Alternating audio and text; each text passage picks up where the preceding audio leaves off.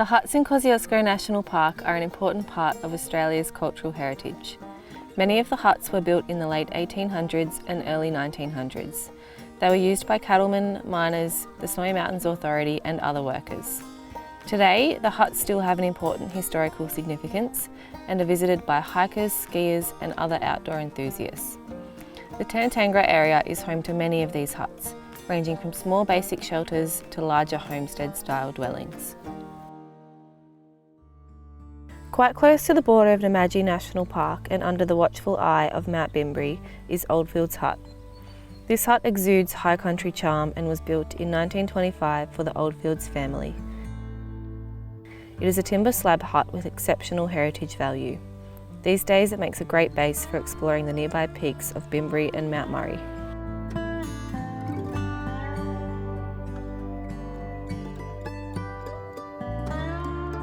The charming homestead that is Old Currango is the oldest remaining building in Kosciuszko National Park, built in 1873.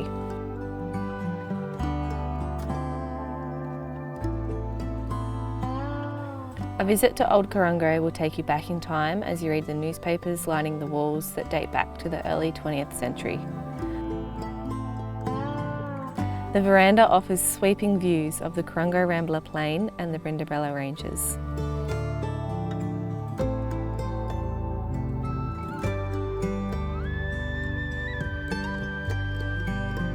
One of the later additions to the collection of huts in Kosciuszko is Bill Jones' hut, built by William Travis Jones in 1952.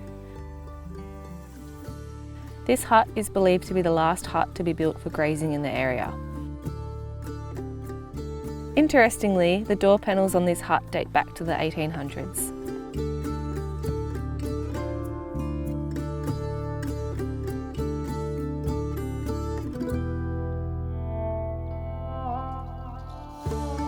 Oldfields No. 2 is lovingly known as the love nest in the Sallies.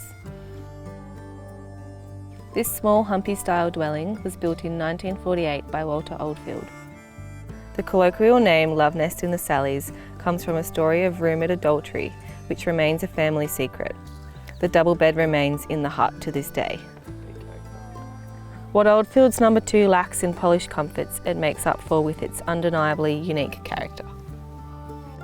Pedens is the second hut built on its site. It was built by Bill Adams in 1929 to support grazing. The hut's floor became embedded with salt after years of its use to attract cattle, which also attracted wombats and other animals. The floor has since been replaced.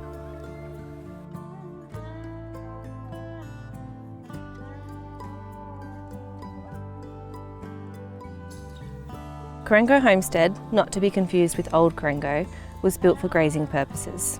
The main homestead was built around 1895. Since the late 19th century, over 29 buildings have been constructed and deconstructed, and in the 1930s, when grazing was in full swing, there were up to 30 men employed to work on the Currango Plain. Currently stands the main Currango Homestead, the Daffodil Cottage, the Pines Cottage and surrounding small outbuildings. You can stay at one of the 3 cottages by making a booking on the New South Wales National Parks website. Townsends was built in 1940 by jockey Bill Smith for bookmaker Charlie Townsend and his son. They both spent summers at the hut pasturing sheep.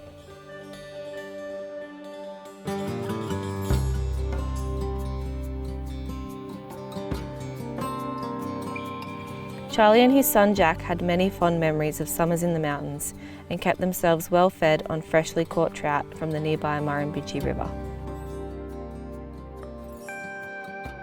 The homely Circuit's hut was built for grazing purposes in 1938 by George Circuit.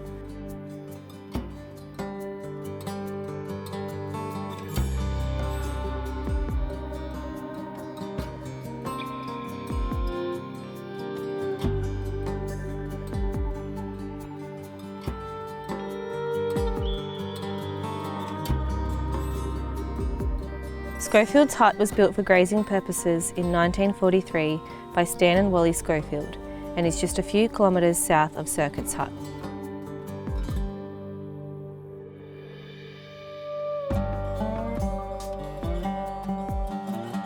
Scholfields is well known for its one and only window with a unique 16-pane design.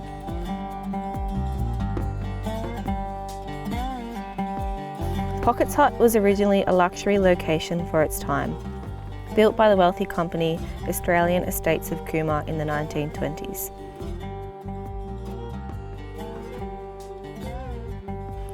The hut had all the trimmings of homestead living, including electricity, running water and comfortable furniture. The original manager of the property was believed to have taken occasional fishing trips to nearby blue waterholes in his Rolls Royce.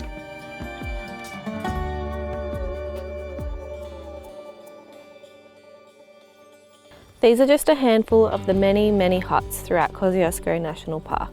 The preservation of these historical markers is with thanks to the family descendants, caretakers, the Kosciuszko Huts Association and New South Wales National Parks and Wildlife Service. Together, their ongoing efforts are what will allow these tangible links to the past to be enjoyed for generations to come.